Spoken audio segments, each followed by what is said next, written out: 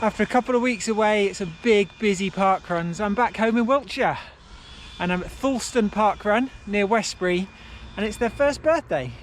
So let's go around and see how the birthday celebrations go.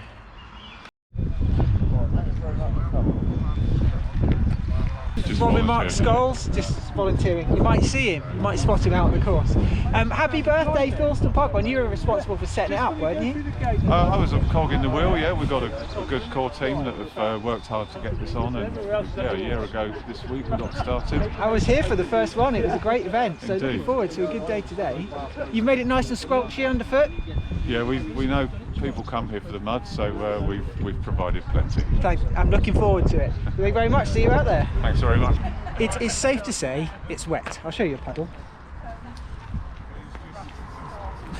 That's just in the car park. I've just done a little bit of the field, absolutely soaking. So after 2 weeks of nice, flat, smooth tarmac and sub 19-minute runs, this is going to be an absolute mud bath, well into the 20 minutes. But it's all a bit of fun. Happy birthday, Thoulstone Parkrun. It should be a good turn up today. I can see a lot of people turning up in the car park.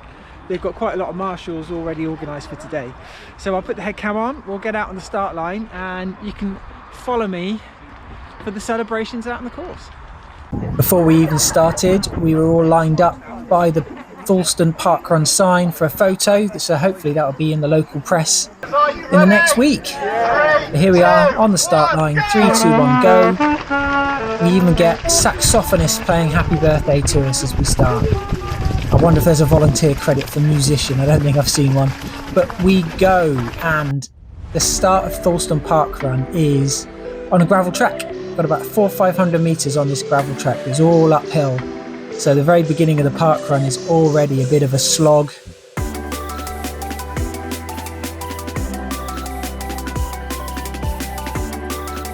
This is what's affectionately known as the rat's tail. When you look at the course on Strava, when you run it, it looks like a rat, and this looks like the tail of the rat. It is a 2-lap course, so once we've done this gravel track, we then go onto the fields, and it's 2 laps around the fields. So we don't do this track again. I was at Thoulstone for the first parkrun they ever did a year ago. We are now at event 52, so it's a whole year. I think they've only had 1 or 2 cancelled in that year, which is pretty good going for a new parkrun. But yes, a whole year of park running. I think they average around 120, 130 finishes. So it's not one of the biggest park runs, but it's a lovely course. It's, like I've said, it's 2 laps, and you can see pretty much everybody on the route wherever you stood, because it's one big circle. There's nothing really obstructing your view. So you can see all areas of the course where you're out running, which is quite nice. As you see here, we're coming off the gravel track, and now we're on to the beginning of the 2 loops. Already the guy in front of me having a little bit of slip as he goes around that corner. This is all a bit gradual uphill still, and it's not too bad, but once we get to the top of this bit of climb, it starts getting quite squelchy.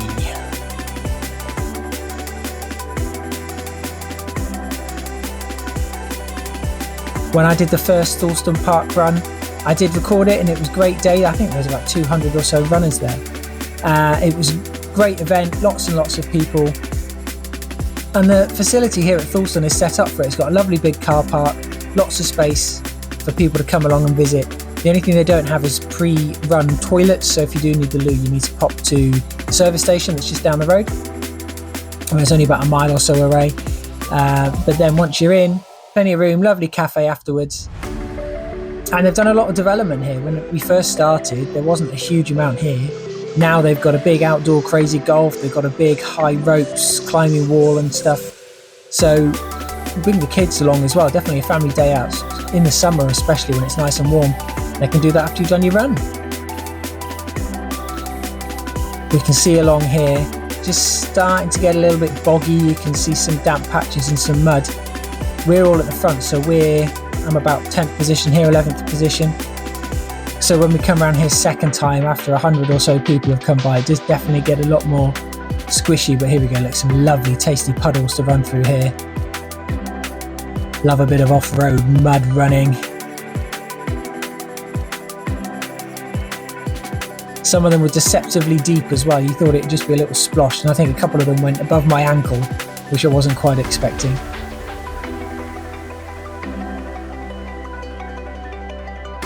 You can see the water just spraying up from the feet in front of us.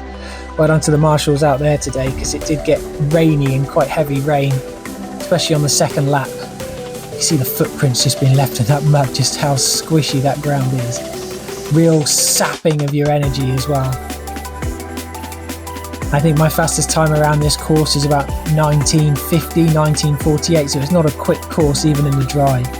But today I was, oh, this is a deep puddle. Oh. Yeah, you didn't realise it until you went in it. Today I was about 23 minutes, which gives you an idea of almost 3.5, 4 minutes slower than usual. Yeah, nobody was running fast in these conditions. No sign of the sheep. Part of the briefing at Thoulstone is there's always sheep around on the course. But I didn't see them today. They might have been hiding around somewhere. But you're not allowed to have dogs on this course as a runner, just because of the sheep. It is a public footpath, so you will sometimes see the public with dogs on a lead, but as a park runner you're not allowed dogs at this one.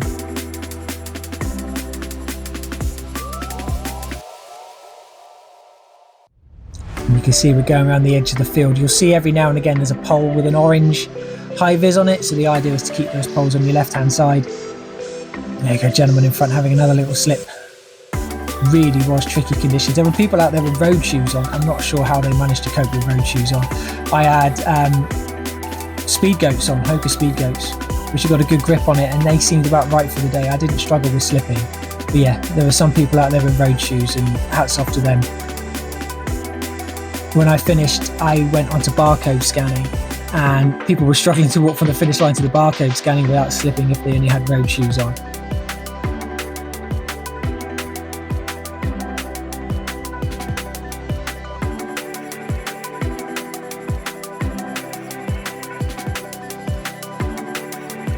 Now just up ahead here, there is a mound.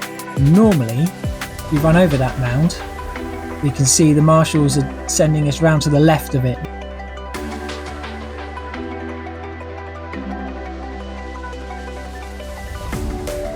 So thank you to the marshals there for guiding us around.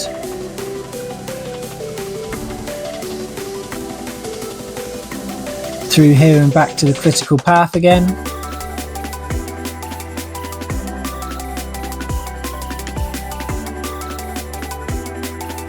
So I got to say thank you to all of the volunteers who are here. This run doesn't go on without them. We really need the volunteers. They're always looking for volunteers. They're very lucky. They get the support of, I think it's Westbury Lions, who come along and support the race as well, the run, sorry, as well. So they've always got some volunteers who are always committed every week, and they've got a lovely core team who come along. But as with all park runs, they need people to volunteer. So I have volunteered at this one a couple of times. I think in the last year, this was my 8th time I've run it. I volunteered 3 times. Normally I can get on barcode scanning, because it's something I can do where I can run and then I can still volunteer afterwards. Look at that, just a river. That path is just a river. So we're just trying not to slip too much on the little route as we're running along. So yes, always need volunteers. The core team here are lovely. A lot of them have been involved in other local park runs, so there's some more park runs in the area. They've been going for a lot longer than this one, and quite a few of those have stepped over to try and help set this park run up. So it's nice that they've got a lot more experience than just the 1 year that Thoulstone's been on.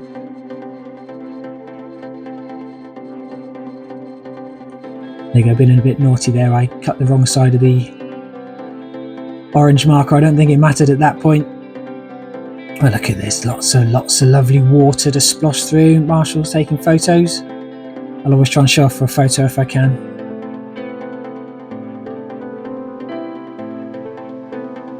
And another reason why I'm doing all this training and trying to really work myself on Saturdays is that I am training for the London Marathon, and I'm running for a local charity called Fear Free. Now, I have been running with a green flag on my back, and I had the green flag on today, which didn't help in the wind. But it is a green flag which is supposed to promote chasing green flags in relationships. Fear Free are a charity that have been around for a while. and are there to help people who've been victims of domestic abuse and violence. They're based in Trowbridge and they've got an office in Exeter as well. I will be their first ever runner they've ever had at the London Marathon, so it's quite an honour to be running for them. But it does mean I need to go out and I need to do some hard runs, and there's nothing harder than running through mud and slop for 2 laps around a field to really build up the strength in the leg, or both legs. So I have been enjoying doing some faster park runs previously, but then getting back to stuff like this, which you do feel like when you're at the end of it, you've definitely worked hard, although you're like 4 or 5 minutes slower than you have been.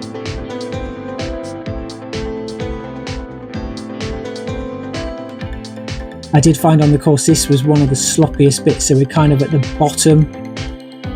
It's the top of the course is slightly higher up than the bottom, so this bit is a little bit damper. We'll take a left turn just along here in a minute, and that definitely felt like it was the boggiest part of the course.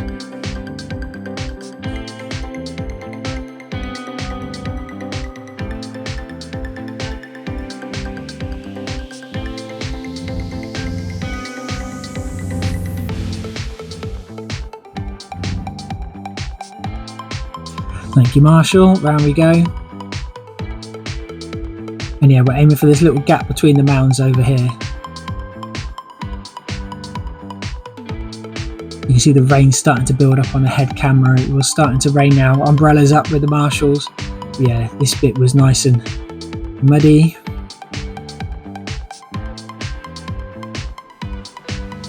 See, I'm all on my own at the moment. There is somebody in front of me, but he's quite a way in front. I do catch him up near the end of the second lap, but once I overtook the last person about 1 kilometre ago, I've kind of been on my own today, which I wasn't used to. Last couple of parkruns I've had people around me all the time, especially at Poole last weekend.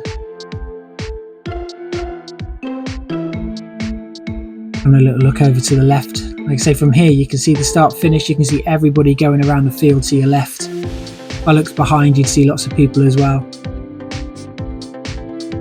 I can't think of any other park runs that I've done where you can see pretty much the whole course all the time.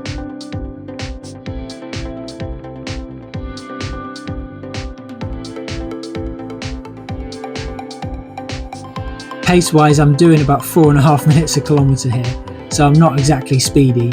I'm in about 8th place. There we go, wipe of the screen.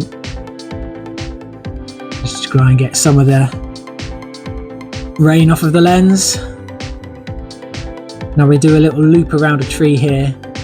They sent me round to do a wide berth so we don't really damage the bottom of the tree. Don't want to take too sharp a turn. There's Robin again in his high vis.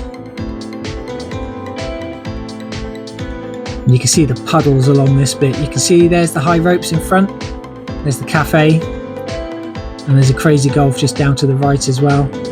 Yeah, this was, you can see here, one of the wettest bits of the course. But we're just coming through for the end of lap 1. You can see the finish funnel there on the left. But I'm going to go to the right for the start of lap 2. And instead of talking you through the same lap again, we'll put it on fast forwards and I'll join you near the finish.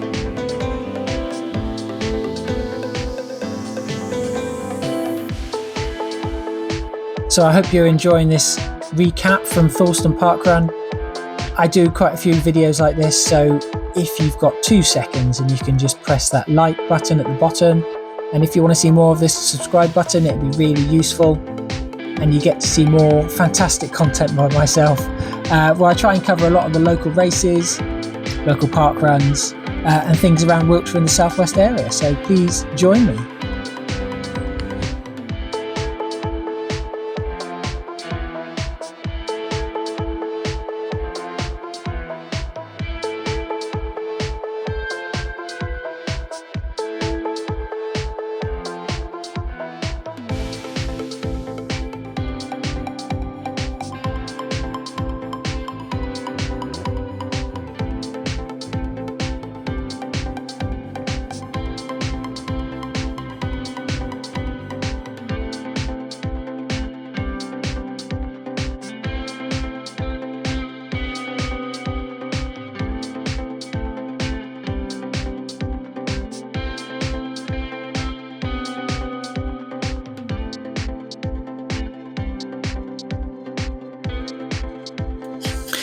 Here we go, back to live time. The last sploshy corner of the course. Round we come and into the finish funnel. Position 7 in about 23 minutes and a bit.